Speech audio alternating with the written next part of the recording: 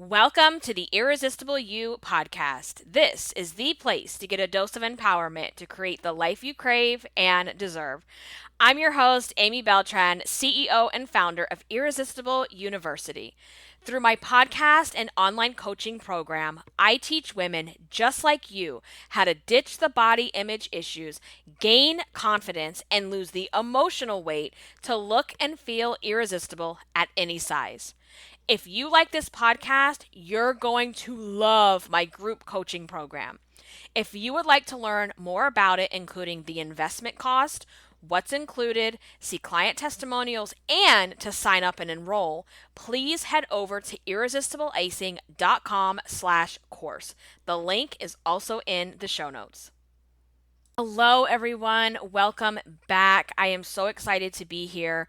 For those of you that are my OG listeners, you know that I took a break last week. I had posted that in the free Facebook group and Instagram because it was a holiday and it was spring break and your girl just needed a break.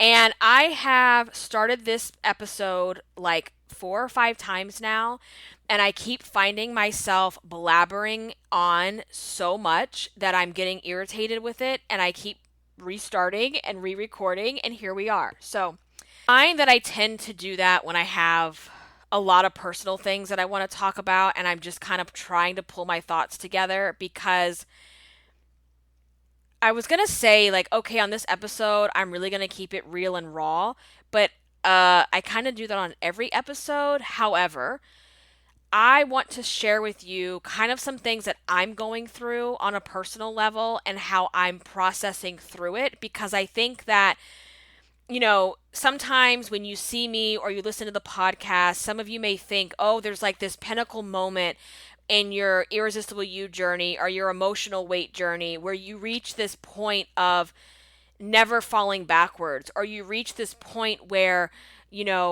you never get caught up in your own shit again and you never fall back into those old habits. And that's just not true. The difference is that you become so much more self aware when you're doing certain behaviors or when you're thinking certain things or when you're feeling certain things, that because you gain that self awareness, you can kind of redirect yourself where you need to go much faster and quicker than when you're completely zombie walking around and just totally zoned out about what's going on and being in denial about what's going on. So I want to just share that with you because I think that's really valuable for you to hear from me, someone that teaches other women how to do this, how I process through things. And it's so funny because sometimes I think like, oh, I shouldn't share that, or they're going to think I'm like some kind of fraud because, I'm over here struggling with shit too. And it's like, yeah, I'm not a fraud. I'm a human being. And I think that, even people that I listen to or people that I look up to or people that I follow, you know, when they share things like that, I find there's a lot of value in it. 'Cause I'm like, oh, okay, well, I'm not the only one. So I want to just share some things with you, and we're going to dive all into that. But just a little bit about last week. It was really good, you guys, because, and I promise you, there's a connection between what I'm talking about. And I'm going to just tell you this episode is probably going to be really long. It's probably going to be really chatty. I know some of you like that. Some of you may not like that, but just if you want to rock with me, you rock with me, okay?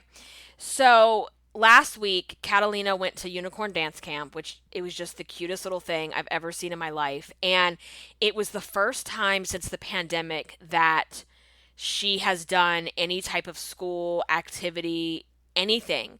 And it's actually the first time in her life that she has done something like that where she's dropped off for 3 hours at a time because she has not started school. She's not in preschool. She's never been to daycare.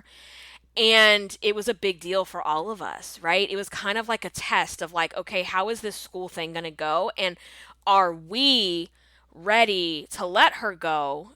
Because regardless, guys, she's starting pre-K in the fall, right?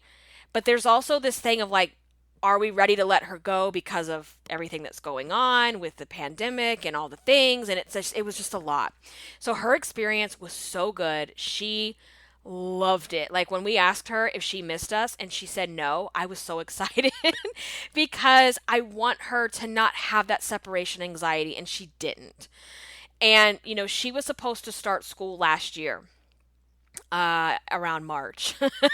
And we all know what happened in March, and that was a no. And then I was pregnant from February until almost November. And then with a newborn, it was just like, we're going to hold her back for right now because that's just the right thing to do for our family. And as the time has gone on, now that Javi, oh my gosh, you guys, hold your breath, he's almost 6 months old. Cannot even wrap my head around that. And, our family, we did have COVID back in Christmas time. So that gave us a little bit of immunity as well. My husband has been vaccinated. I am getting vaccinated. Things are looking better, at least where we are for now. Who knows, that could change.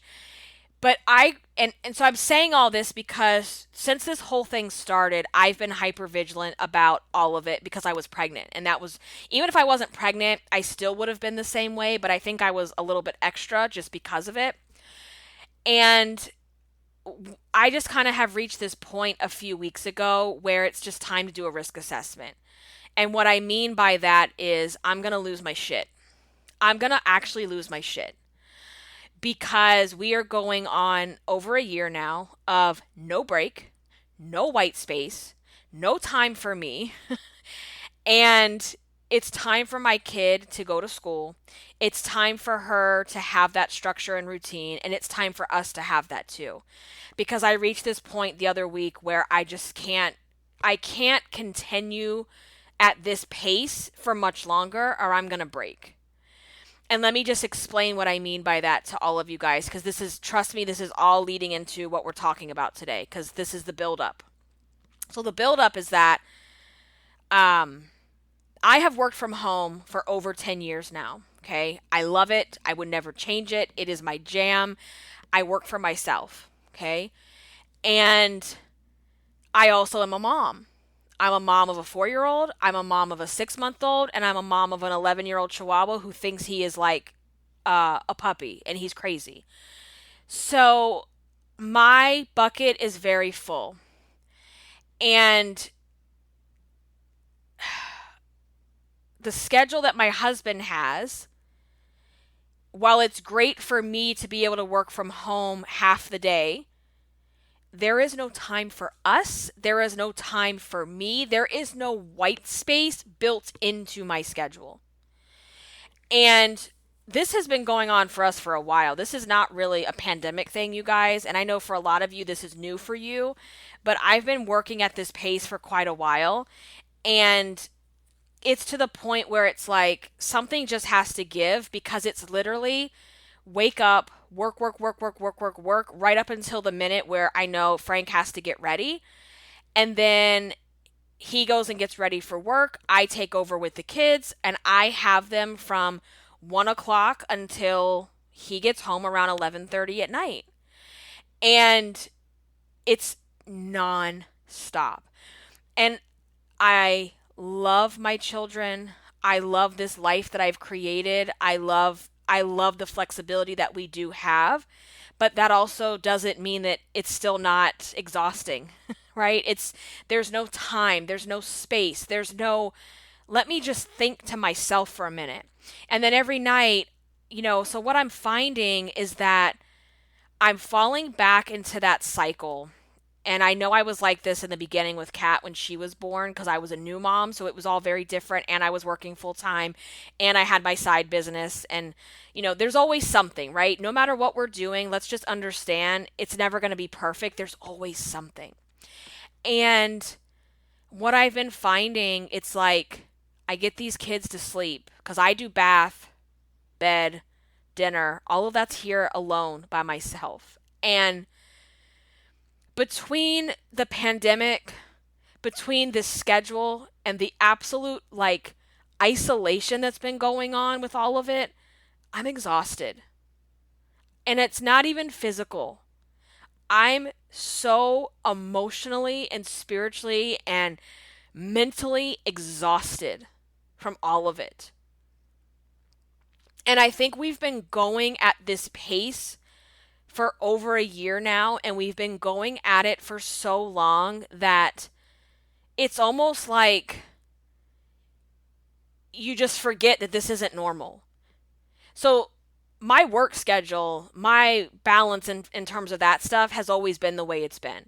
But the isolation, the not having any outlets, not having a social life, not having mom friends, not having friends, period, to hang out with, has just been exhausting. And um and I feel spent. And there's no relief. There's no, I sneak little things here and there, go get my nails done or, but there's no relief, and and like I was talking with my therapist about all this too, and it's like, what's going to give for you? And I'm like, there is nothing to give up right now. I literally cannot take anything off my plate. I just can't. The only thing at this point that's going to maybe help with the situation a little bit is we have to get Kat into school sooner than later. We just have to, because it's just so good for all of us. And it's the point now where it's like the risk assessment of what's worse, right? Yes, we still have COVID. Yes, this is still going on, but you have to look at some of the statistics and some of the facts. And it's like our family already had COVID also. And I don't want to even get into all of that, but it's like to the point where, is it worth falling apart and snapping, or what are we going to do here? And I think a lot of us are in the same boat where it's like mental health and anxiety and depression are at an all-time high, and we have to start making some decisions about what it is we have to do. So going at this pace and at this schedule, with the isolation, without the interactions, without having like help, outside of basically my husband and I, it's just a lot. It's a lot. And I kind of just hit the wall with it a few weeks ago where I'm like, something's going to have to give here. We've got to figure this out. Something's going to have to give, because I can't continue at this pace, because this is not healthy, and I'm not showing up in my life. I'm not showing up in other areas the way I want to. So where this is all tying together with the topic today is that I find that I'm just at this place where after I get the kids to bed, my body and my mind are so flippin' tired and spent and worn out that I'm just wanting relief. I just want relief in the sense of like, I don't want anyone to talk to me. I don't want anyone to ask me questions. I don't want to turn on anything related to work. I don't want to do anything but just be here, zoned out. And that ends up turning into overeating. That ends up turning into binging. And I have shared with you guys so many times that when your only outlet is TV and your only outlet is eating, that is not good, because that is not a hobby. And all the things that I know to be true, all the things I know I'm supposed to be doing, all the things that are part of my framework, and the things that I know I need to be a mentally, emotionally healthy person, I'm not doing them the way I should. And I'm owning that, and I'm being accountable to it, because I need some changes to happen, and they really have to start happening today. So that zoning out, that zombie eating, that zombie walking, that's kind of where I've been finding myself. So let me just back up a second. So in March, and I know I told you I'm kind of going to be all over the place, so just hang with me, okay? In March, I decided I need to challenge myself to move more. And so for those of you that are following me on social media, you know about this. And I did my 6K a day in March, because I just needed something. I needed to get something out there to where I had a goal. I had something to hold myself accountable. And I'm proud to say that I did it. I knocked it out of the park. I finished March. I did not miss one single day. And I accomplished it, and there were even days that I well exceeded that goal. And then March came and went, and it was kind of like the relief of like, oh, this is over. Okay, I can like take my foot off the gas for a minute. Except I really can't afford to take my foot off the gas when it comes to walking and moving my body if I want to get this weight off and if I want to feel better mentally. I can't afford to do that. And it's like my all or nothing bullshit kicked in, and it was just like, well, that's over. So now I can just kind of chill out for a little bit. And then I noticed, it's like the cycle slowly creeps its way back in. And let me tell you what I'm talking about here. So, the topic about today is ignorance is not bliss when it comes to your weight loss. And so, a lot of times, let me just kind of describe the cycle that happens for a lot of people. You're doing good, you're tracking, you're planning meals, you're getting in your exercise, you're getting in your steps, you're just doing all the things that you need to do for your weight loss journey. And then something happens, or you just take your foot off the gas, kind of like something I'm describing, and you just slowly start to backtrack. Like, well, that's okay. I don't have to track that. Well, that's okay. It doesn't really count. I'll start back tomorrow and I'll do a little bit better. Or you stop weighing in. So now you don't even know your progress. You don't even know where you're at. And I feel like the longer you're away from the scale, the worse that becomes. So that's kind of something that happened to me, and it was not intentional at all. While I was doing my 6K a day, I was feeling really good. I was feeling so much better because I was doing what I said I would do, number one, and I was giving my body a way to release all of this anxiety, all of this stress, all of this emotional stuff that comes along with going at this pace that I've been talking about, of just going from work to mom, and having no time in between for me and Frank together as a couple.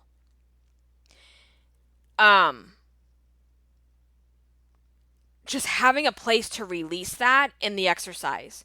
Because I was telling you guys, like, this weird thing always happens to me when I go hard on my exercising and I start running or I start walking or dancing or whatever. I just start crying, and it's like this emotional release of energy. It's not even a sadness, it's an emotional release of energy. And so it was giving me an outlet to do that. It was giving me something else to look forward to instead of sitting on the couch after the kids go to sleep. And I shared this in my stories on Instagram. It was like, even the nights where I'm exhausted, I just want to lay here in bed. Or I go and get on the treadmill and I've got the monitor there on my phone, and 5 minutes into my walk, Javi is crying upstairs and I have to stop and then go back again. I was pushing through all of that bullshit. And I was feeling good. I actually started feeling like, oh my gosh, like my pants are actually feeling a little bit looser. I felt, when you start taking better care of yourself and you're walking and you're eating clean and all that kind of stuff, you actually start feeling like your body is deflating. I started feeling like that, like you're putting a pin in it and just the air's coming out. And even the scale, when I was doing my weigh-ins, the scale had started going down. And I was like, yes, like this is working, not even just for the weight loss, but like for my mental health. Because I think that's even more important than the physical health sometimes. And then my scale, this is where I say things were not intentional and how it slowly creeps back, okay? My scale battery was dead, so it kept saying low every time I would get on the scale. I'm like, oh shit. So I went and ordered the battery during grocery pickup. They didn't have it, so the battery never came. In one of my pickups, I was like, okay, cool, I'll go pick it up later. Well, that never happened because, 2 kids, busy, excuses. It is what it is. Just didn't happen. So then my next order, I swear to you this happened. I ordered it for my next grocery delivery. They said they had it, and then it was nowhere in the bag. And I actually had to get a refund because it was not in any of the grocery bags. And it was one of those things where it's like every time I would go to the store, I just forgot. So obviously I wasn't making it a priority, and I own that 100%. But then what happened, it's like, that was like mid-March when that was going on. So it's been over a month now since I got on the scale. It's actually been about a month today. So as the weeks went on, that's like 1 week, 2 weeks. It's like, well, okay. Kind of taking my foot off the gas with my eating. Even though I was doing my walking and my steps, I noticed that I was starting to take my foot off the gas with planning my meals and sticking to my points and sticking to my meals. Okay. And I know why, because I've psychoanalyzed myself, and I know why I was doing some of it, because there's some things that I had to process through, and they were very heavy and very hard. And, I do go to therapy as well, guys. I am a therapy advocate all day, every day. I think everybody needs to do it. I think we can't be in our own head. We can't dump all of our shit on our partners and our friends. We need therapy. And the last a couple of sessions I had in March, it was like, and if you go to therapy, you identify with this. I would get off the call because they're all on the computer now, and I was just exhausted. And I mean, just like where you can barely open your eyes because it's just so heavy to process through some of those things. And I remember one session, I still had work to do. And I only have a certain amount of time before my work day is over because of, what I just shared. And I was like, I just got to go walk around the store because I'm done. I'm spent. And and there was like a sadness too of some of the things that I'm processing. But anyway, I'm not going to share the details because that's my story and that's my personal thing to keep close to me. And it was just heavy and it's hard, and I know that's kind of where things started to unravel. So it's the slow burn. It's the slow unraveling. Well, I don't have a battery for the scale, and I don't know how much I weigh. I don't know what's going on. And then I stop tracking food, and then I stop planning meals. Next thing I know, because of the exhaustion, because of the type of schedule that I'm constantly running on, if I don't plan ahead of time and order the groceries and plan out what we're going to eat, well, there's a lot of DoorDash going on, and there's a lot of drive-through going on. And next thing you know, it's like you're full blown zombie eating and zombie walking, meaning you're not paying attention and you're going back to all these old habits because you just want relief. And I know, and that's what I say here. It's like you may still go backwards and have the same behaviors, but your self awareness becomes so much bigger when you learn how to do this type of work that we teach here. So, as I looked at myself and kind of coaching myself and looking at what is going on here, what is really going on? Because I started noticing, especially the last couple weeks, like every night I would go to bed, I felt like shit from what I was eating. And just having the guilt and the shame cycle, feeling awful, not liking what I was eating, feeling not good in my skin because I can actually feel the weight coming back. So it's like, and because I could feel that, I have like, there's so much for me to unpack here and dump out because, and I know I'm going to be all over the place. I'm trying really hard to make it concise and consistent and like the way I'm sharing this so that it makes sense. Going to bed feeling like shit, I can start to feel the weight like, it's like, how when you're like what I shared just now, it feels like the air is coming out when you're actually eating well and you could feel the weight coming down. When you feel the weight coming back on, it's the opposite. You feel like something is like stuck on you. It's like it's stuck on it's like your arms and like everything just feels stuck to you. I don't know. It's like this very weird thing. You probably know what I'm talking about though. So I kind of started feeling like that. And then last week is when I kind of I hit a tipping point. And out of nowhere, it seemed. And it wasn't out of nowhere because this has been a slow burn for a couple weeks. Out of nowhere last week, I was angry. And I mean, like, just angry. Like, scrolling on social media or looking at certain things and just wanting to punch people in their face. Like, just feeling angry or seeing someone complaining about their freaking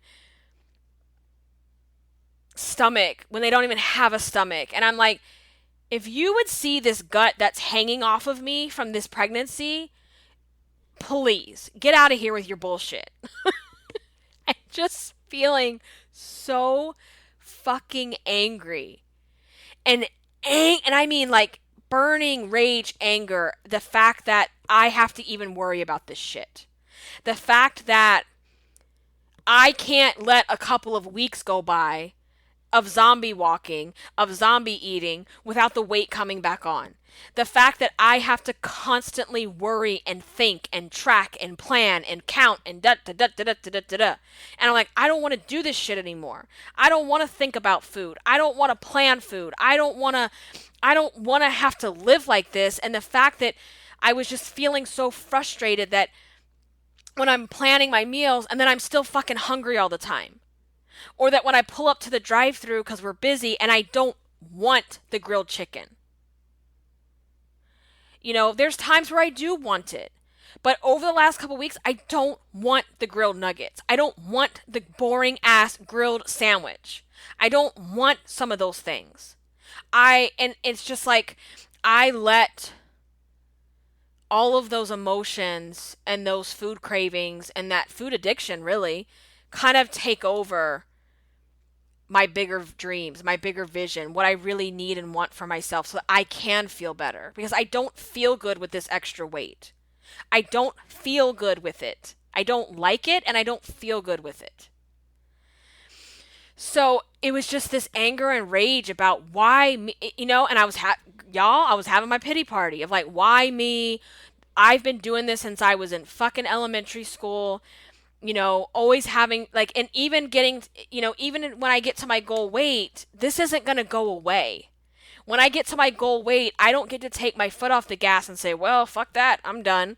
I don't get to take my foot off the gas at goal weight and say like, well, I can just go back to eating the fried shit. It doesn't work that way. And it was just making me so angry that I've had to do this my entire life and that I will have to do this for the rest of my life. And does it get easier? Yes. And I felt like I was in such a good place before I even conceived Javi last year, where I really had everything under control. But, like I tell you, there's always going to be other things that happen or experiences or trauma or just things in life that mix things up to where you're like, okay, I got to refocus again. I got to really get my emotions in check. And if you don't know how to get your emotions in check, how can you self-assess and self-coach yourself to get back where you need to be? And so I have to celebrate that a little bit because I know Amy from 10 years ago, 20 years ago, wouldn't even have the self-awareness to understand what's going on. So I would just continue to live in denial. I would continue to be zoned out. I would continue to act like nothing is wrong and not tap into any of this hard stuff that is really the meat of what you have to do. It's not about the meal plan. It's not about the exercise plan. It's about how are you managing your emotions. Because when you overeat, when you binge, when you emotionally eat, you're not doing that because you don't know what to eat. Because let me tell you right now, every single one of y'all listening to this, girl, you could teach a class. You could teach the class on what to eat, how to lose weight, how to move your body. That's not the problem. And that's not the problem for me either. The problem is you got to get your emotions in check. The problem is you got to gain some self-awareness to recognize when you're going down that dark hole, so that you can get yourself out of that hole and be able to see what got you there in the first place. So you got to be able to do that work. You really do. And doing that work, when I say doing that work, this emotional weight stuff, that's the hard part. Because nobody wants to admit their life sucks right now.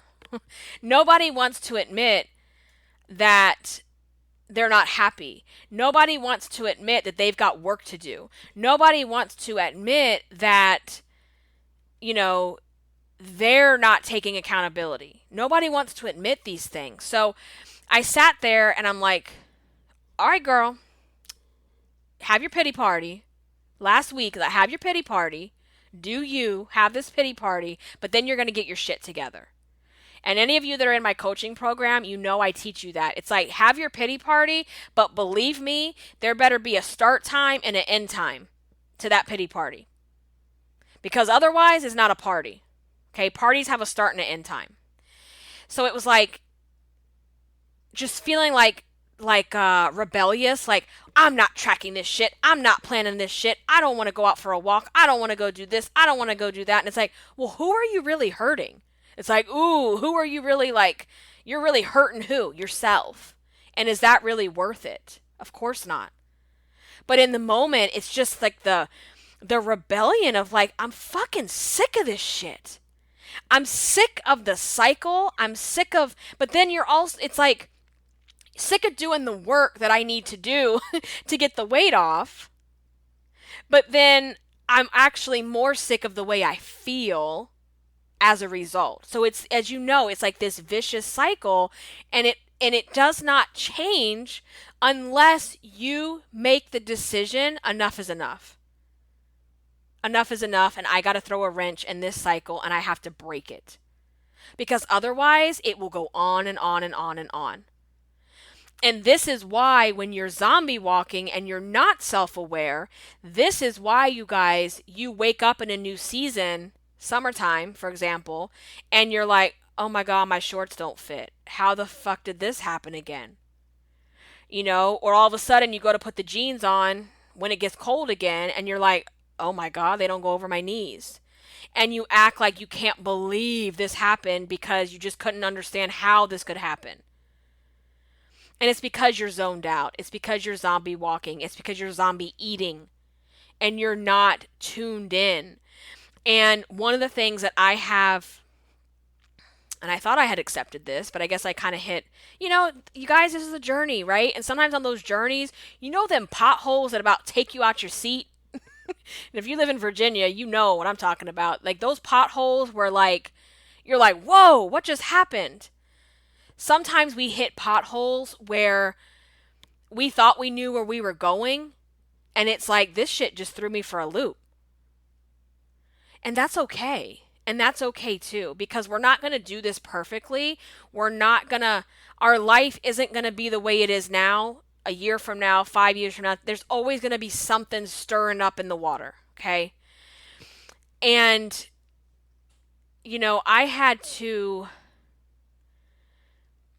one of the things I have to accept is that weight loss will never come easy to me.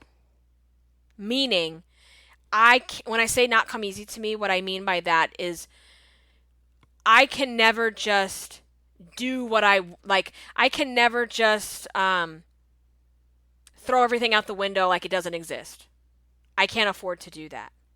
And I think sometimes I feel angry about that, to where it's like, why can't I just be like other people? Why can't I just be like other people who are skinny even, and they eat whatever the hell they want and they never gain a pound? Where if I start eating whatever I want, the weight comes back on quickly. And that makes me angry. And it's just made me angry, like just like in my anger over the last week or two of like, this time around, postpartum has been the hardest. Like, I have never been someone who can lose weight easily. That is not my story. That is not me, honey. But after Kat, it did come off consistently. Even when I wasn't fully I was like half-assing the work, okay? And this time around, half-assing the work, it's almost like the weight is, I'm like gaining the weight. And it's just not coming off. So I feel like I don't want to do this. And then it's like the wham. Like, I don't want to have to think about this. I don't want to have to do this shit anymore. I don't want to do it. It's frustrating. And this is the stuff like, I'm like, oh, should I share this with them? Because it's like, I'm here to motivate and inspire you guys. But this is part of my story. This is part of my journey, and this just is where I am right now. And sometimes I have to take a step back and be like, girl, what would I tell someone else? Because it's like, you just had a baby 5 months ago. And I think that's part of the problem, society-wise, and just these expectations that we're supposed to just bounce back. Like, you go through 9 months of everything it takes to grow a baby, all the changes that happen to you, and then you have the baby, so your life is not the same. You're trying to get through life with a newborn, And in my situation, in a pandemic with no support, no socialization, how is that supposed to look? And just recognizing like that's freaking hard. It's hard. And then I think we're also conditioned to be like, well, what are you complaining about? You're so blessed. You wanted these kids. Like, these kids were so wanted. They were so planned. So what are you complaining about when there's people that can't have kids? And then you start comparing your your sadness and your frustration with someone else, but it's still yours to have to complain about. It's still yours to feel like shit about. And I think we have to stop that comparison thing of like, well, I shouldn't feel this way, because that's the um additional suffering that we load on top, where it's like you're already stressed out, you're already at your limit, you're already at capacity, you're already just spent. So then to compare that you shouldn't feel this way is just going to add unnecessary guilt and shame to the situation. You have to feel how you feel and stop comparing yourself to other people. And you have to also give yourself some grace, especially like for me in my particular instance, it's like, girl, you just had a baby. Like, and not only that, after you had that baby, you went through hell. You could have died. And that is not an exaggeration. And I shared that in a past episode, my postpartum story. And it's like, give yourself some grace. And the fact that your life has changed. When you go from 1 to 2, it's a lot. It's a lot just to start with 1. But then from 1 to 2, in a pandemic, with no school, with no daycare, with no assistance, there's no nanny here, there's no assistant, there's none of that shit going on. What do you think is going to happen? And then you're also doing it at a time where you're not meeting up with friends. You're not going out for girls' nights. Like yesterday, I saw one of my friends that used to live here, and we used to walk together all the time. And like, I was like, you were the first friend that I have met up with, and I don't even know how long. I have not hung out with friends.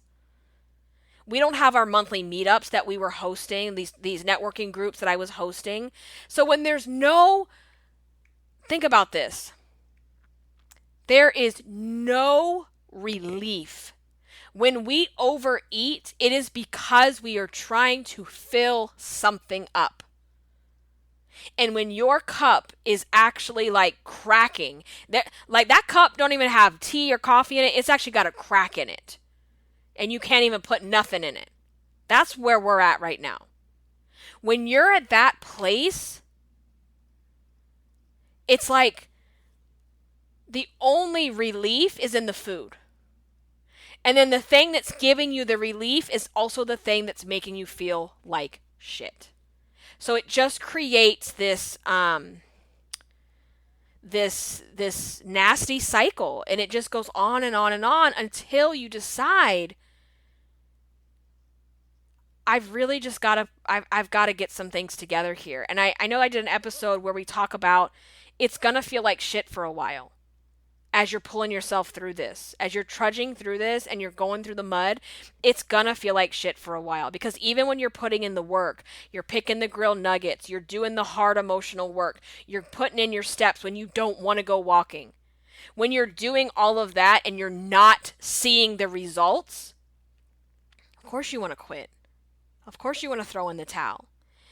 And as I was sitting there, like, okay, Amy, what's really going on here? Why do we keep overeating?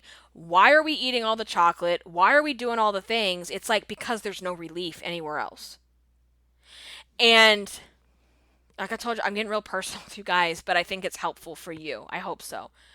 The way I have been feeling lately is that my time is not my time. That my life is not my life. Meaning, someone always needs me. There's always something that has to get done. There's always a million questions. And my time when I'm working is still not my time because I'm having to do things for other people, and I have projects and I have clients and I have contracts and I have things that I'm doing.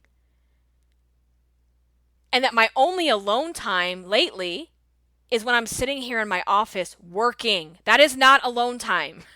I'm sitting in here alone, but this is not alone time. This is not recharging my battery. This is not working in my office is not self-care. Okay? And it's just been going like that and going like that and going like that. And even after the kids go to sleep, my husband is not here to hang out with. He's at work. And by the time he gets home from work, I need to go to bed. And just as soon as we go to bed, wah, Javi's awake. And that's the other thing is he's been going through some kind of bullshit sleep regression for a while now. And that's the whole thing. I know I'm like skipping all, but it's like every day I tell myself, okay, tomorrow we're going to get up at 6 o'clock in the morning. We just have to, because if you want more time to yourself, that's the only place it's going to come from right now is getting up early.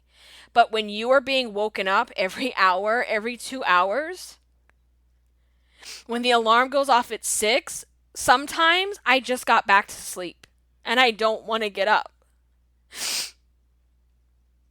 And you guys, I'm just tired. I'm just tired. It's just all of it has compounded on into like this big ball, right? It's like there's so many things happening and coming, and then I feel horrible for saying any of this because my life is actually pretty good. My life is really good. I'm doing what I always dreamed about doing with my business. I work for myself. I have so much flexibility in my schedule in terms, well, in terms of working for myself and then being able to go. I don't, what I mean by that, I don't ask permission to take my kid to the doctor. And that is something I promised myself years ago, is that I will never have to ask someone permission to take my kid to the doctor or take the afternoon off because my kid just needs me. That I get to take my kids to the aquarium in the middle of the day.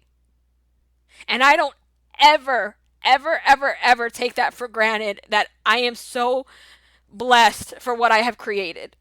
And that I'm so blessed to have these children.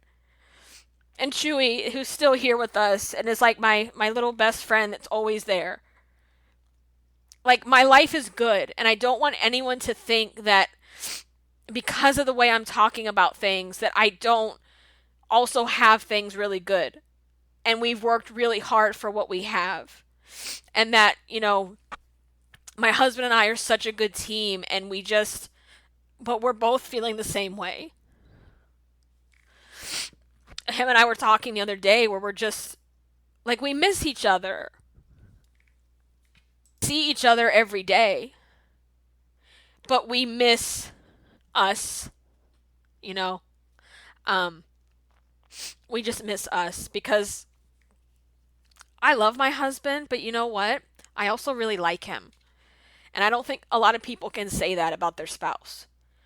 I like him. I like being with him. I like hanging out with him. And this is just a season that we're in right now, when you have littles and it's like you're working and you have little kids, and it's just really hard. And I think just not have, we haven't even gone on a, like, out just the two of us since New Year's Eve 2019. So that's a year and a half.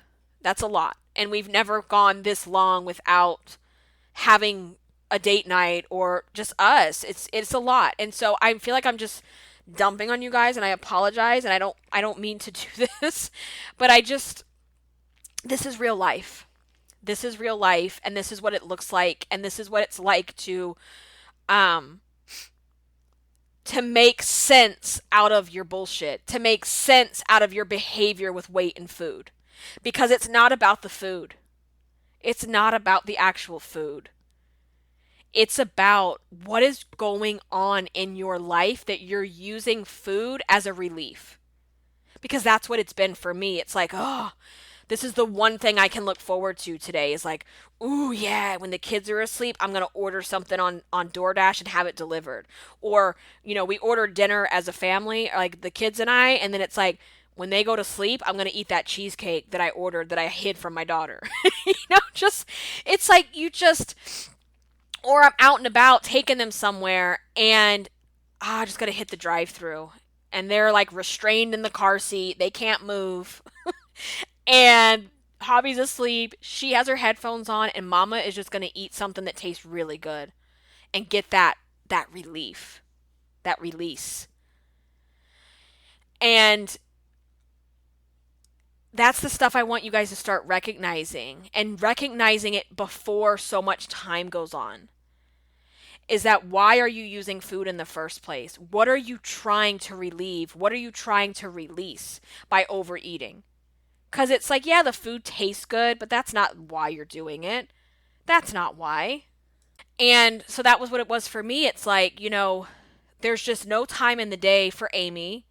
There's nothing in my schedule right now, which I love taking my kids to the zoo. I love taking them places. Like, I was telling someone this the other day. I don't know if I shared this here or not, but like the way that I like to mother is I like to do things. I like to create experiences with my kids. I do not show up as the version of the mom I want to be when I have to be stuck at home all the time. I just can't do that. So I love doing things with them. And last week with Kat in camp, it was like the first time in a while that I started feeling normal again. I started feeling like, okay, this is what life is supposed to look like. Like, this is what we've been missing for so long. Like, I would drop her off and I would work because it wasn't worth me to go back home, like from where she was doing the dance. So I would turn my hotspot on, I had my laptop, and I just worked in the car. And it was like just having I don't know, it was just starting to feel like, okay, we can get some of this structure back in our life, and this would be really nice to have. And I didn't tell you guys. So I think part of when all this was going on, this is obviously a factor as well.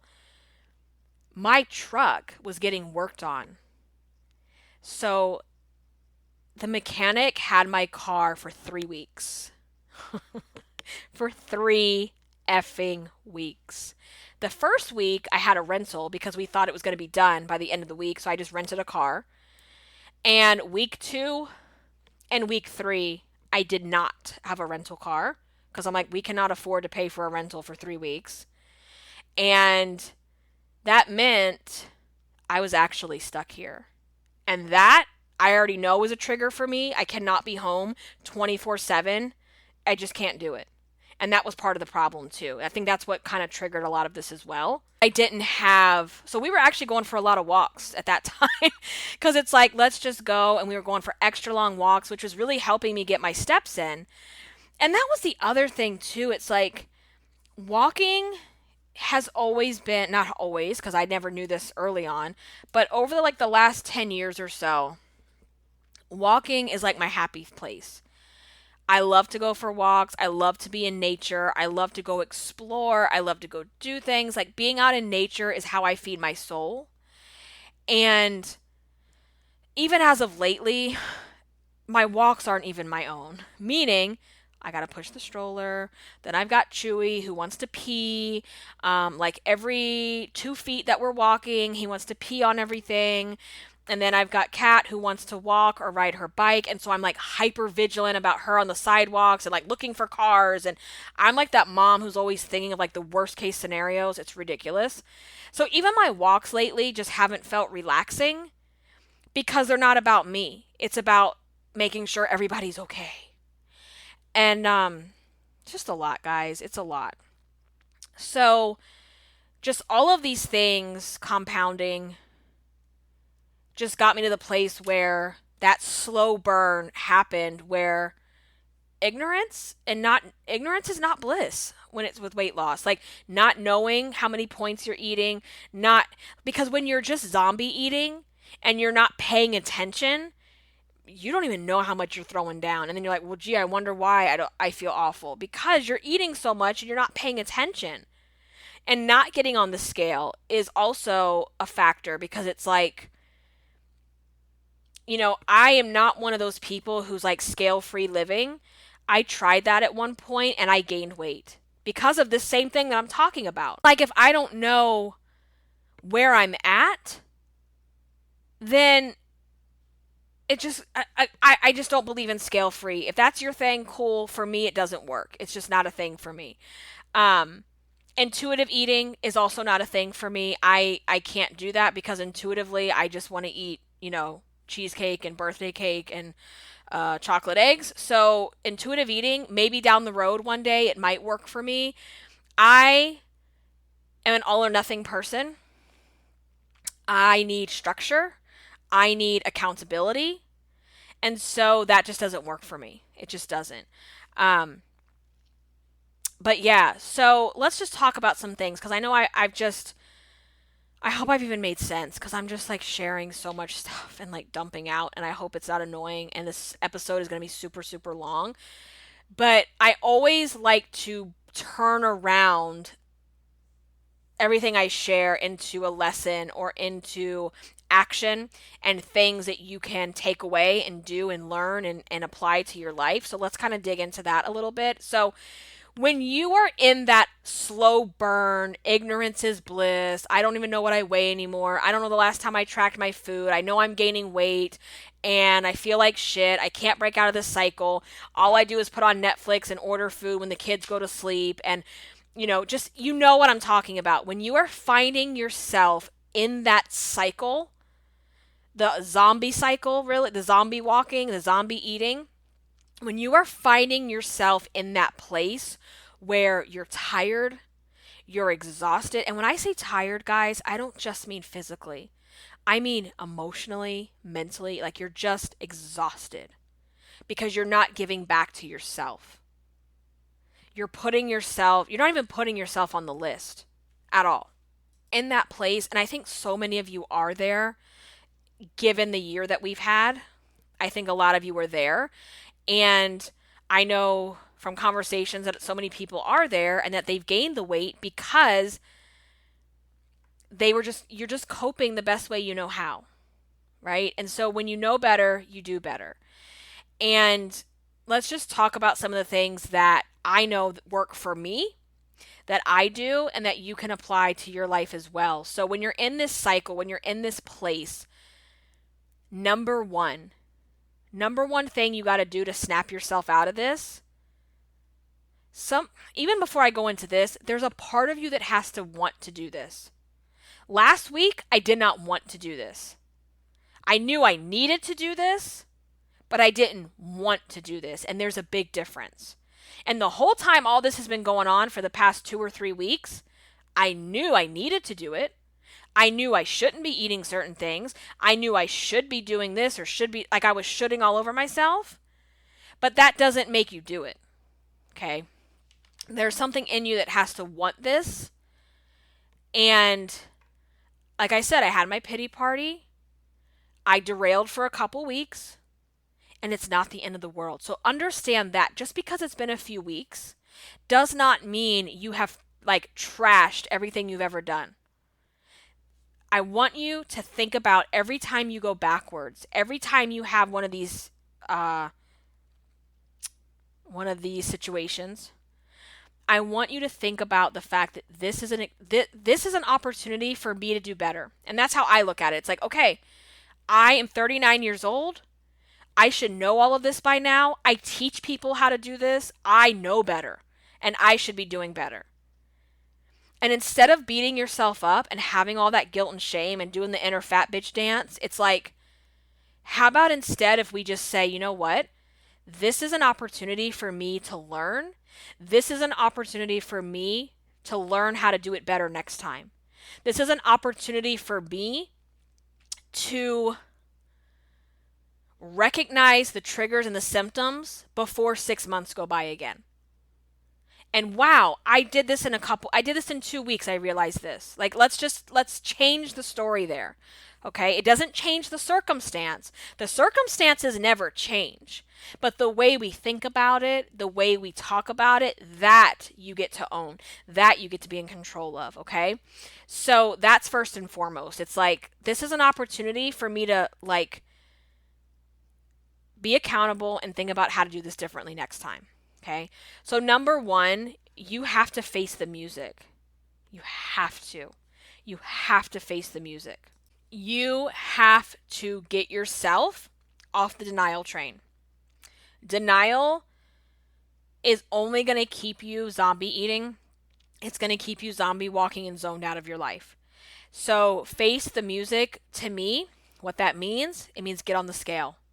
I don't give a shit what you think about it. Get on the scale. Get on the scale so you can see, okay, here I am.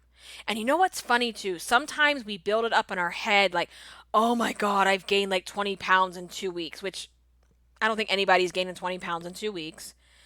And sometimes you get on the scale and it's the same. But something in your brain made you think that you had really put it on this time. Or maybe you get on the scale and it's like 2 pounds. Okay? Maybe it's 5. It's okay. Whatever it is, it's okay. All right? Because here's the thing. We avoid the scale because we don't want to know what it says. Because if we know what it says, then the reality slaps us in the face about what we've been doing. But if you don't get on the scale, it's like you don't break the cycle. You just keep doing what you're doing because you don't know. And it's like, well, again, ignorance is not bliss in this situation. So over the weekend, so I didn't even finish telling you about my scale, you guys, because I've been so all over the place. So I finally got my battery, okay? I was so excited. I got my battery, got my screwdriver. I was like upstairs trying to unscrew the thing. Let me tell you this. The screw on the back of the scale was so flat, like it didn't even have the X in there anymore to like unscrew, that it won't come out. And I got the big screwdriver, got the little screwdriver. And then when my husband got home, he saw all of it in the bathroom and he was like, what is going on? So he tried it. And when I tell you he can do anything around the house, like fix anything, build it, like he can do any of that stuff. He was like, yeah, this ain't coming out. So, over the weekend, I was like, it's time to face the music. We can't have this pity party anymore. We're not trying to live like this anymore. You are better than this. You deserve more. Order the damn scale. So I had to order myself a new scale. It comes in tomorrow. Okay. So when that gets here, I will be facing the music and I will be seeing what I weigh. Okay. And if you're feeling scared of that, you're like, oh, I don't want to weigh in because I'm going to beat myself up and I'm going to one of the ways I want you to think about things is every time you get on that scale, it is an opportunity. It is an opportunity for you to hear what's going on, to listen to the inner fat bitch that's going on in your head, and it is an opportunity for you to make a decision about what's your next move. It is an opportunity for you to learn how to stop beating yourself up and how to just see the scale as it's one measurement. That's it. It's one measurement. Your clothes are a measurement. How you feel is a measurement. Your measurements are a measurement. Like there's all kinds of ways to gauge your weight loss, plus all the non-scale victories. But I truly believe the scale, at least for me, is an absolute must-have in my journey because it keeps me accountable.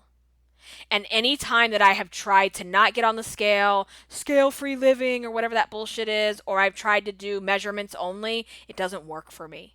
It just doesn't work. And I could tell, I was like, my jeans are starting to get a little tight, so I know that some of the weight has been gained. I know that. So face the music, get on the scale, because now you get to make a decision about what you're going to do from that point on. Okay? That's number one. Number two is if you're eating out of control and you're emotional eating, you're binge eating, however you want to phrase that, and food is taking over your thoughts. Okay, just let's side note this for a minute. When I say binge eating, what that means for me is anytime I feel out of control about my choices with food. Anytime that I feel like something is taken over, like some zombie has taken over my brain, for me, that's a binge. So for some people, a binge could literally be like eating an entire pizza and then going to the drive-through once or twice. And trust me, there's been times in my life where my binge eating was like that out of control. And I think now when I have a binge, it's nowhere near what it used to be many years ago. But still, any time that I feel like I'm not in control or I'm making decisions that I really don't want to make, that to me feels like a binge. It does. So, anytime you're feeling out of control with food and you're not making good choices, the best thing you can do is to start planning what you're going to eat. Because here's the thing, right? When you have so many decisions to make in your day-to-day life, and you have all of these responsibilities and you have all these obligations and you have all these other people that you're responsible for, whether it's your children, whether it's your family, whether it's also your business, your job, your team, whatever that is, you have other things that you are responsible for outside of yourself. Food should not be a decision that you have to make in the moment. Because in the moment, in the heat of the moment, instant gratification, relief, release, and pleasure will always win. What does that mean? What that means is that when you're hangry and you're stressed out and you're pissed off about whatever the hell's going on, the last thing you want to do is have to make a decision about what's for dinner. Ask me what's for dinner when I'm pissed off, and you're not going to like my response. Right? It's like, watch out, y'all. So, something that successful people do, and I mean, like, if you look at any, like, really successful CEOs, they do something in life where they don't have to make a lot of decisions about the so-called simple things. About their clothes, about their food, about their morning routines. So what I mean by that is like a lot of really successful CEOs and successful people, they wear the same types of clothes. Like look at Steve Jobs. He wore the same black, he had like I don't even know how many black shirts. Because you know why? In the morning, not thinking about anything. I'm just picking it out and I'm going. Same with food. And I've realized that is one of the things that has made me really successful in my morning. I have eaten the same breakfast now. You guys, I don't even know how long it's been. It has to be at least 10 years. I've been eating the same breakfast every single morning. And when I mean every morning, I mean every morning. And the thing about it, I think about this. I'm like, how come in the morning for breakfast, there's never an argument with myself about, ooh, I should really order IHOP, or I should really go all in on, whatever. I don't have that in the morning. It's just, let's go. Let's go downstairs. We make our egg beaters with a Laughing Cow. We get ourselves a whole grain English muffin with some spray butter, okay? And we get our avocado with our pink salt, and we go about our business every single day. Now, maybe on the weekend we have breakfast as like a family. And other than that, I'm not mixing it up. And one of the things I noticed last week was the desire to want to eat fast food breakfast. And that for me is like, ooh, light bulb goes off. You're trying to binge. You're trying to get in as much as you can on this like binge. So you can just eat it's like, I don't crave that stuff normally. Right? One of the reasons it's like, the decision about what's for breakfast, it's already made. So I don't wake up and go, well, I wonder what I'm going to eat today. Well, this would be really good, or that would be like the way I'm doing for dinner. Dinner is my downfall. Like full stop, I own that. So plan your food the night before, and you have to stick to that plan. And you plan your food around your life, right? You plan your food around what you're doing that day. So if I know I'm taking the girl to dance first thing in the morning and I don't have time to do breakfast at home, then I need to put something on my plan that is something at the drive-thru, for example, that's going to feel good, that's going to taste good, that's going to be healthy. so that when I get there, I'm not like, so last week, okay, let's confession time. Um, I found myself going to McDonald's for breakfast, was not planned, and I never go to breakfast at McDonald's, ever, because I tell you guys I eat the same thing every morning and I make it at home. And I wanted the sausage, egg, biscuit, and I wanted them to add cheese. And in my brain, I'm going, well, that's not enough. I also want a burrito too. And I'm like, what the hell is wrong with me? And I ate the hash brown. And even if I do, like, we randomly are on the road or vacation or something, I have like breakfast out, I never eat the hash browns. I gave those up years ago.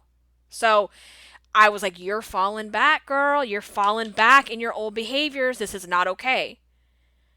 And it happens. But the important part is when you can recognize it and be like, okay, we're changing this. And the way you're going to change it is the stuff I'm telling you right now. This is how you're going to like quickly get back into the groove. Okay. So please plan your food the night before and be realistic. If you're binging and emotional eating, don't tell yourself tomorrow you're eating broccoli and chicken. Girl, you lie. Don't lie to yourself. Like, seriously, you're not going to eat that. You're not going to eat that, and then if you do eat that, you're going to be pissed off and you're going to be resentful and you're going to want to quit before you start. So please be realistic about what you're actually going to eat, okay?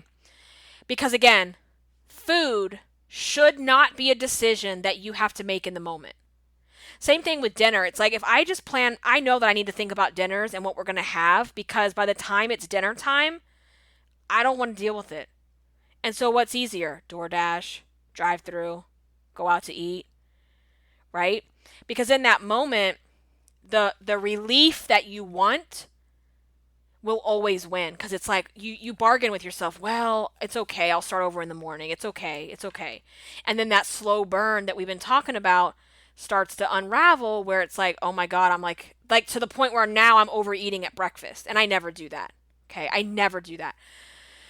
Okay, so number 3, okay, this journey and your weight is not just about food. It's not just about exercise, okay? It is also about your mental and emotional health. And I will argue with anybody all day long that that is the most important piece, and it is the most challenging piece.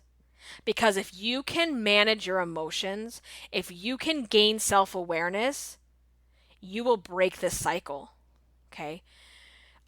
So you have to find a way to feed your soul, not just feed your body and nourish your body. You need to feed your soul. And that was something I was not doing over the last couple of weeks. And when I say feed my soul, it's like, you guys, I constantly have and this, I've been doing this for over 12 years now. Like, this is just a thing for me. I always have something in my ear or my eyes about personal development. Whether it's a podcast, whether it's quotes, whether it's books, whether it's audiobooks, whether it's something I'm watching, listening, or looking at, I constantly like flood my brain with personal development stuff. Positivity, personal development, things that, make you think, things that make you I constantly want to better myself. I constantly want to develop myself. And I found myself over the last couple of weeks, I was like, you know what? I'm not doing that. I'm listening to more true crime. I'm Googling weird ass shit about true crime stories. Like, I got on a kick last week about cruise ship crimes. Like, what is going on? And let me tell you, I love that kind of stuff. I love my true crime. I love, this is so funny. You guys are going to laugh at me. My husband thinks I'm so weird, but he loves me. He loves my weirdness. I love watching urban explorers on YouTube.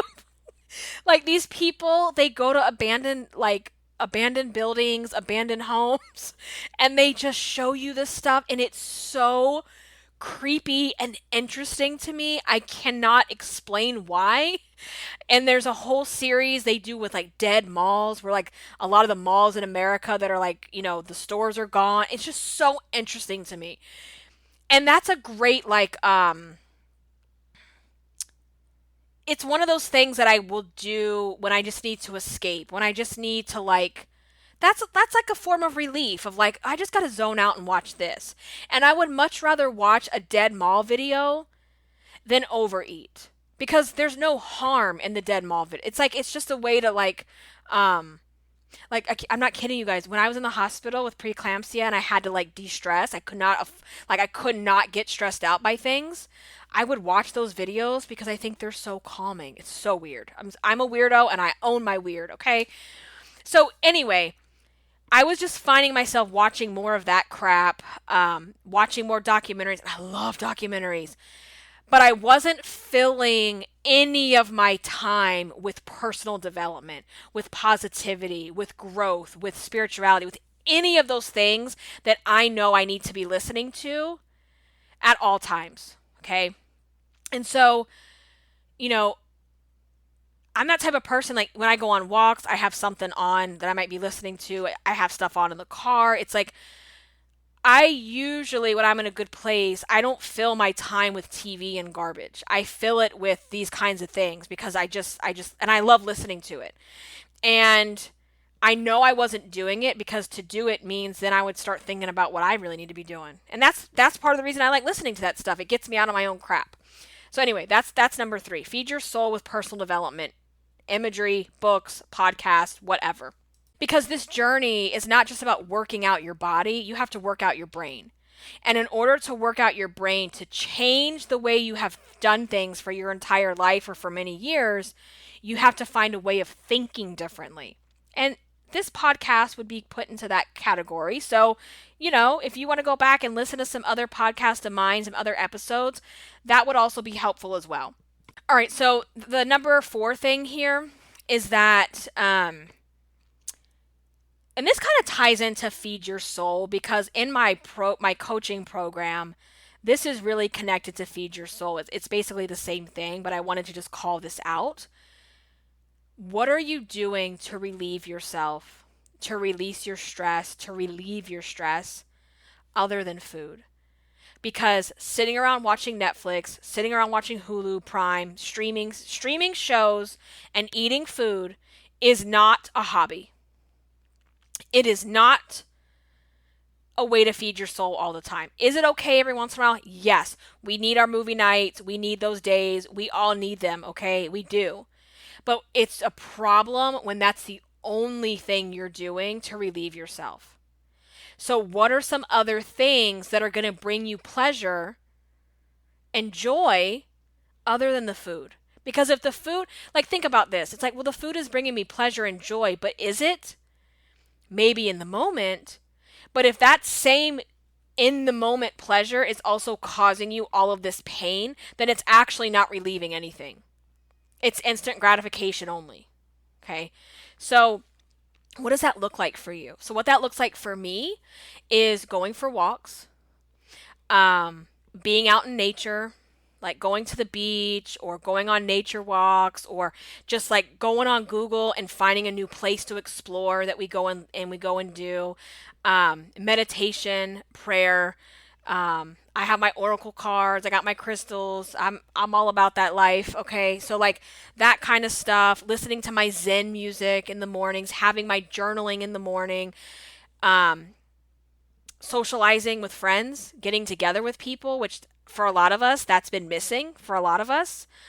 And just what does that look like for you? For me, it's also kayaking, which I have not been able to do in a very long time, and I really miss it. It's being out on the water for me. It's,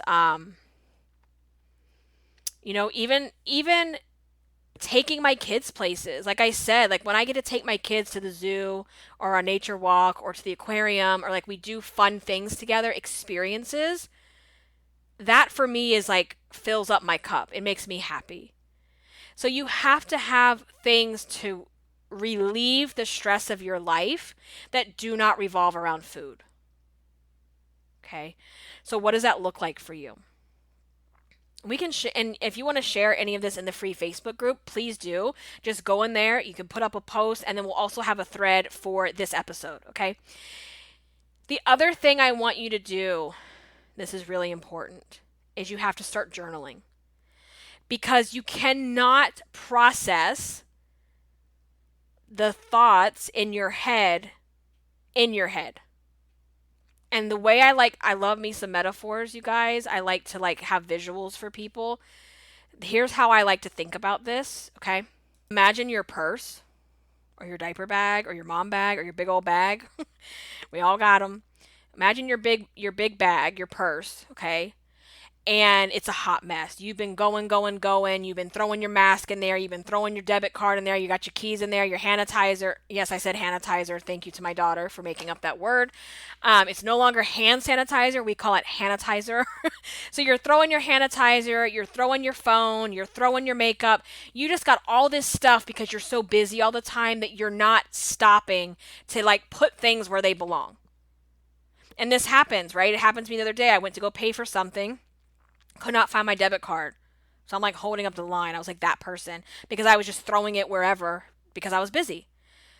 And imagine your purse looking like that and you're trying to clean it while everything is still in there. If you're trying to clean your purse while everything's in there, it's literally impossible because you don't even know what's in there. You don't even realize the receipts that are in there that you need to hang on to. You don't even realize the coins in there that you need to go put in your kid's piggy bank or inside your wallet because you can't see what's in there because you're trying to do it as your hands are fumbling around in your purse, okay?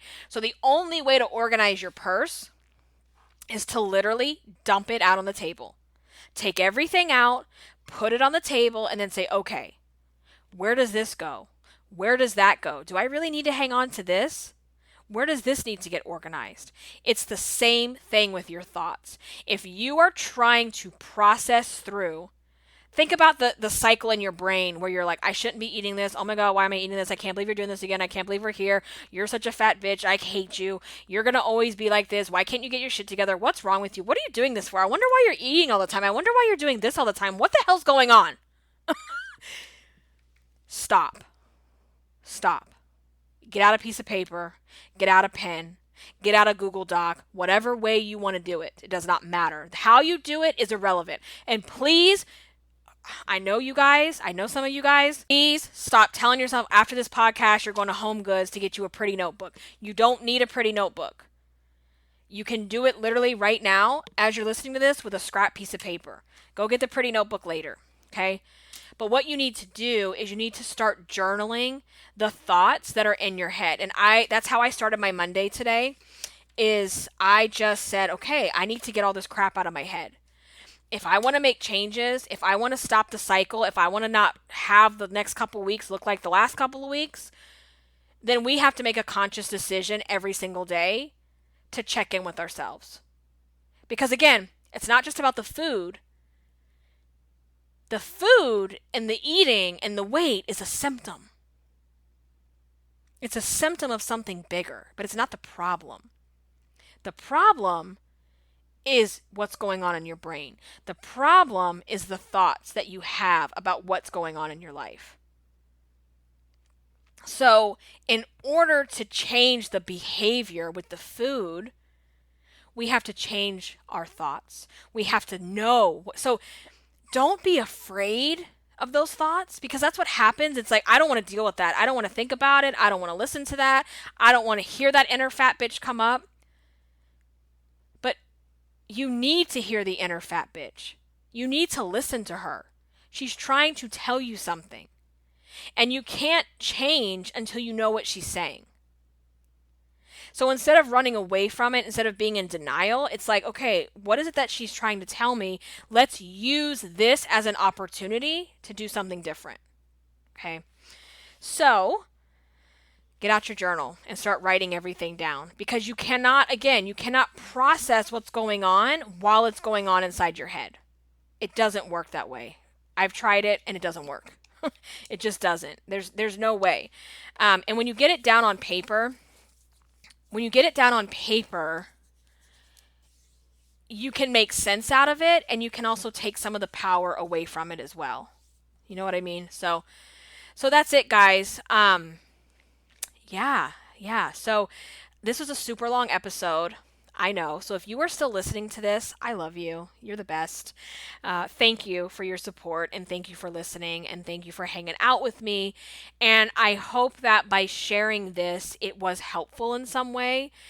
And yeah, I hope that it was. So if it was, please head over to iTunes and leave me a rating and review if this podcast is helping you in any way. That is the best way you can help support me and the podcast.